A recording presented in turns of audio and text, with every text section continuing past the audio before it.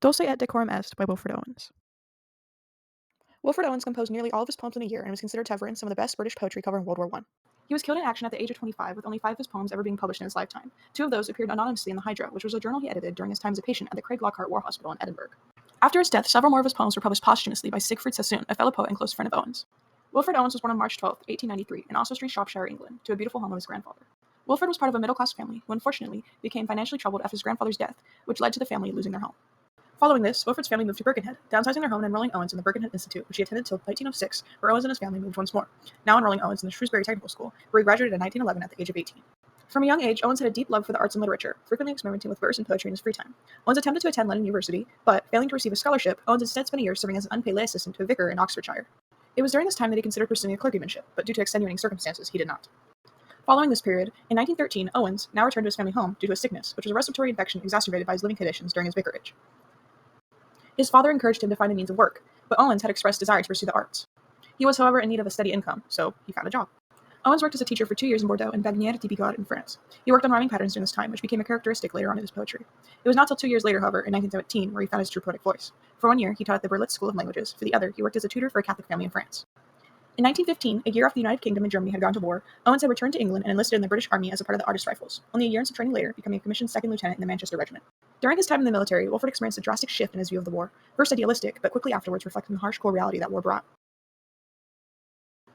Owens had been under constant threat of cold, hunger, explosives, gunfire, dark, and fatigue, and more during his time in the military. He had endured indescribable terrors.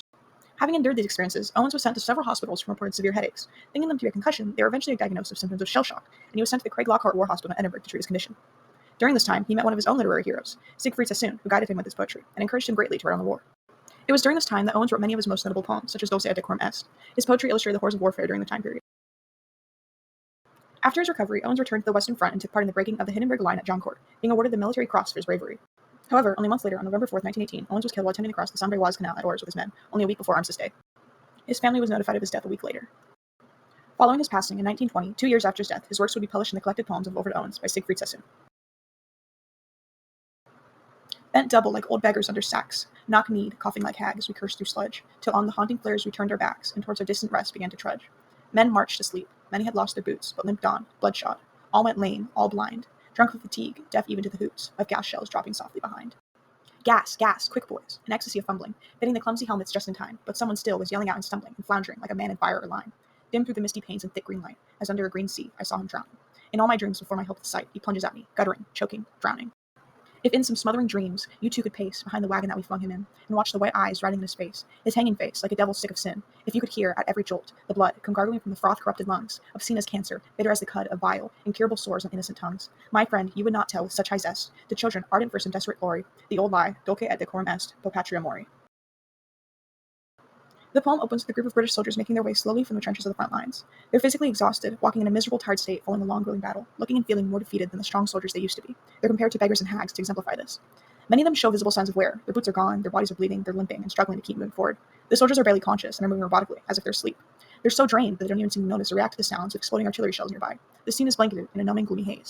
Suddenly, the set mood of the scene changes. The soldiers are hit by a gas attack, and an all-out panic breaks out as the men scramble to adorn their gas masks. They fumble for their masks desperately, trying to protect themselves and save their lives. It's a race against time, and the pacing of the section reflects that.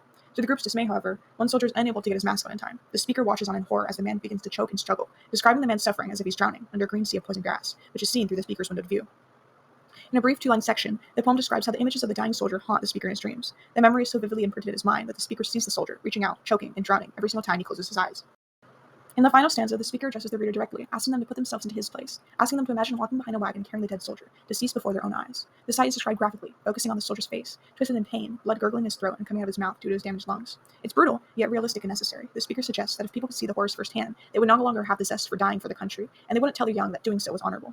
He ends by calling his patriotic idea, dulce et decorum est, pro patria mori, the old lie, rebuting the belief that there's any glory in war, only suffering. Owens, a soldier in World War I, wrote this poem to expose the brutal reality of what war really was. The poem serves as a counter to the otherwise glorified image of the battle often promoted by the government and society. By giving a detailed depiction of the horrors faced by the soldiers, he aimed to show that war was not just noble or heroic, but instead filled with suffering and trauma. There's no glory in dying for one's country. War is devastating and inhumane, and through the poem's raw descriptions, it conveys a blatant anti-war message, warning society against the blind patriotism driving young people into joining the war. The poem does not follow a strict traditional form, consisting of 4 stanzas with interchangeably long lines, and follows a simple rhyme scheme with simple 4 lines, rhymed alternatively at the end, of A, B, A, B, C, D, C, D, etc. To begin with, the poem follows a pretty traditional form. However, as the poem progresses, the poem loses its structure, with changing speeds to reflect the tone of the scenes and convey the horrors of war. It sort of follows iambic pentameter, however, not all lines fall perfectly into the structure, with multiple lines breaking the meter. Owens is in a way almost pretending to be conventional, in a way that allows him to blend in and then reveal the truth like an explosion from within, which is seen in the breaking of uniformity from the beginning to end. By following this variation, Owen keeps the audience on their toes, reflecting the chaos of war, and continues to follow a more modernist structure. Owens uses a lot of literary devices to convey the meaning to his work, so for the sake of time and making sure this video doesn't go too much longer, I'm going to skim over some of them. Owens uses similes and metaphors to illustrate the brutal realities of war and to dismantle romanticized images and beliefs tied to the war. For instance, in the lines like old beggars under sacks, he's comparing the men to the homeless, emphasizing their vulnerability, which starkly contrasts the image of strong, fit soldiers, where in reality, they're malnourished and weak. The war has aged them, and this description strips them of any perceived glory, which contrasts starkly to the common portrayal of heroic soldiers in war. Men marched to sleep. Many had lost their boots or limped on, bloodshot, all went lame, all blind, drunk with fatigue, deaf even to the hoots. This reiterates the exhaustion felt by the soldiers. The soldiers are no longer conscious of what around them. They're exhausted and running on autopilot. The phrase exaggerates the soldiers' fatigue, suggesting that they are marching while asleep. While they're not literally asleep, the hyperbole brings attention to just how exhausted and numb they are to their situation. Wilfred uses alliteration to underscore the harshness of the soldiers' experiences. The repetition of these sounds help in reinforcing the physical as well as emotional toll of war, creating an auditory effect that mirrors the tone and suffering within the poem. Examples of this in the poem are knock-kneed and watch the white eyes writhing in his face. In knock-kneed, the repeated k sounds create jarring audio effects, which mirrors the soldiers' painful movements through the mud and adds onto the atmosphere.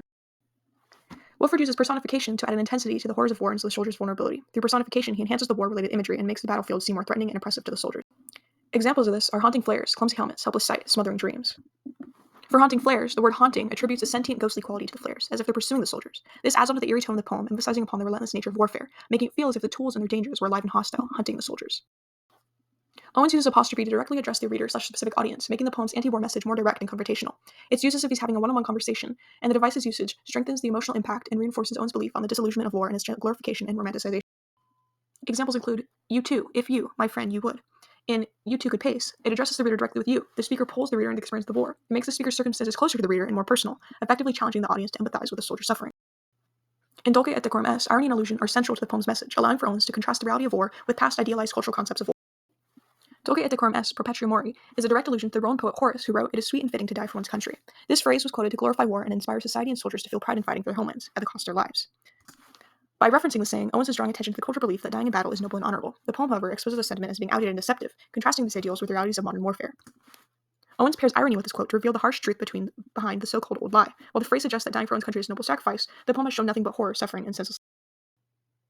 Dulce et Decorum is a part of the modernist literary movement and fits into the genre of war poetry. As a work of modernism, it breaks off from the traditional poetic formatting, using raw descriptive language and unfiltered imagery to depict the horrors of war, which in itself is a sharp contrast to previous romanticized portrayals. This aligns with modernism's focus on shedding light on reality, and as war poetry, the poem encapsulates the traumatic experience of soldiers within it, exemplifying the progressing anti-war sentiment of the era. Owens' graphic approach since publishing has influenced further anti-war literature and realist genres. The poem gave a voice to the soldiers and war veterans who experienced the horrible reality of combat during World War I. It spoke for those whose suffering trauma went unnoticed and ignored, instead of being overshadowed by patriotic propaganda glorifying war. By portraying the toll of warfare, Owen gave soldiers a platform to express their anguish and to challenge society's romanticized views of war, warding off future generations of falling for the glamorized role of dying for one's country. The